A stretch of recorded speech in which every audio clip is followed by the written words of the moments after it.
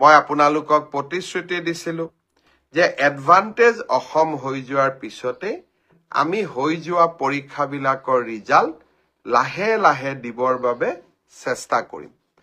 মই আজি কেইটামান পৰীক্ষাৰ ৰিজাল্ট কেতিয়া দিব তাৰ বিষয়ে মই আপোনালোকক জনাম। মই আগতে কৈছোঁ যে পৰীক্ষাৰ ৰিজাল্ট কি হ'ব। আচলতে আপোনালোকে মোক সুধিছে, আচলতে আপোনাক ডেটটোৰ প্ৰয়োজন, কাৰণ ৰিজাল্ট কি হ'ব তাক আপোনালোকে সকলোৱে নিজে জানে। সকলোৱে OMR sheet ডাউনলোড কৰি লৈছে।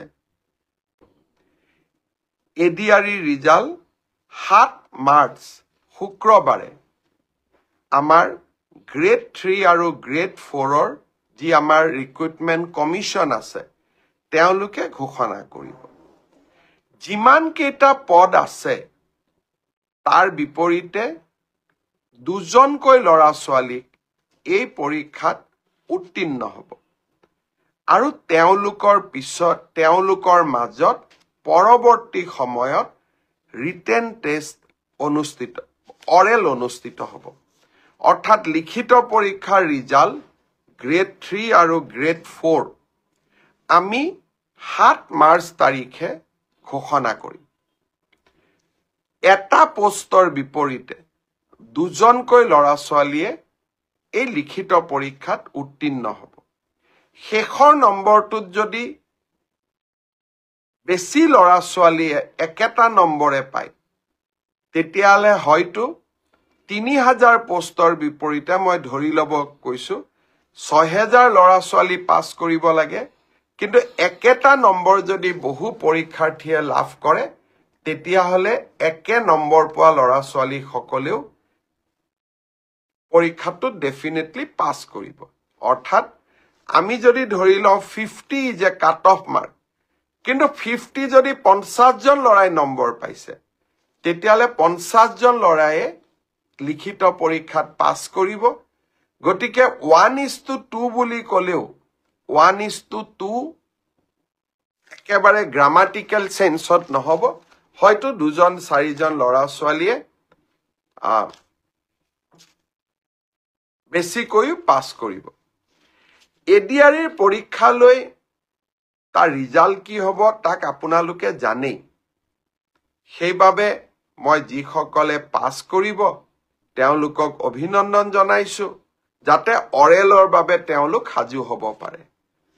আৰু যিসকলে পাছ নকৰিব আমি পুনৰ এই বছৰৰ শেষৰ ফালে নতুন বিজ্ঞাপন দিয়াৰ বাবে চেষ্টা কৰিম। আপোনালোকে আৰু এবাৰ পৰীক্ষাত অৱতীৰ্ণ হ'ব। আৰু লগতে অসমত উদ্যোগসমূহো আহিব। মুখ্যমন্ত্ৰীৰ আত্মনিৰ্ভৰ অসম অভিযানো আছে।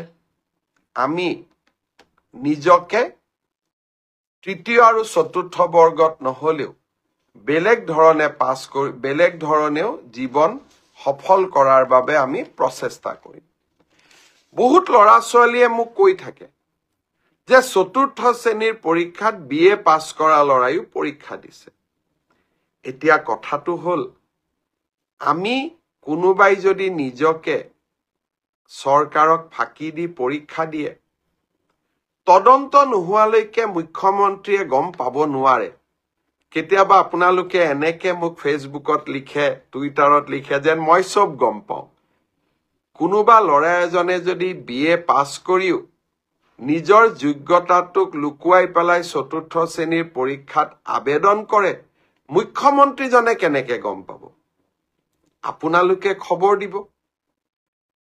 আপোনালোকক আমি সুবিধা দিম যে এনে যিসকল লোকে আপোনালোকে দেখিব যে লিখিত পৰীক্ষাত পাছ কৰিছে কিন্তু এডুকেশ্যনেল কোৱালিফিকেশ্যনক তেওঁলোকে লুকুৱাই ৰাখিছে, আমি সুবিধা দিম আপোনালোকক অভিযোগ দিয়াৰ বাবে, যাতে অৰেল পৰীক্ষা হোৱাৰ আগতে বা মৌখিক পৰীক্ষা হোৱাৰ আগতে আমি আপোনালোকৰ অভিযোগবোৰ নিৰ্দিষ্ট ইউনিভাৰ্চিটি লগত কথা পাতি আপোনালোকৰ অভিযোগবোৰ যাতে আমি নিষ্পত্তি কৰিব পাৰোঁ।